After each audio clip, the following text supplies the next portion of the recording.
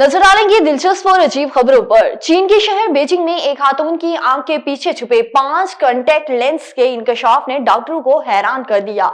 ये गैर मामूली केस भी दुनिया में तहलका मचा गया, क्योंकि ये पहला मौका है जब किसी मरीज की आंख के अंदर एक से ज्यादा कॉन्टैक्ट लेंस छुपे हुए थे।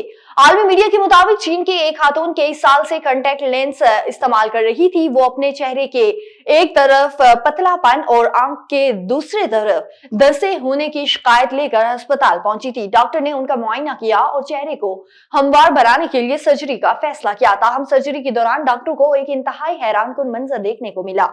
और भारत से ताल्लुक रखने वाले 19 साला नौजवान महमूद अकरम ने अपनी लासानियाती सलाहियतों से दुनिया को हैरान कर दिया। वो न सिर्फ 400 जबानों पर उबूर रखते थे, बल्कि एक साथ कई डिग्रियां भी हासिल कर रहे हैं। महमूद की गैर मामूली सलाहियतों का अंदाजा बचपन से ही हो गया था। उनके वालिद शिबली मोजिप्रियान, जो खुद एक माहिर लासानियात हैं, उन्होंने तमिल और अंग्रेजी हुरूफ तहज्जी से मुतारिफ करवाया। महमूद ने सिर्फ 6 दिन में अंग्रेजी और 3 हफ्तों में तमिल के तमाम 299 हुरूफ सीख लिए। ये एक ऐसा कारनामा था जो आमतौर पर महीनों की मेहनत का मतकाजी होता है।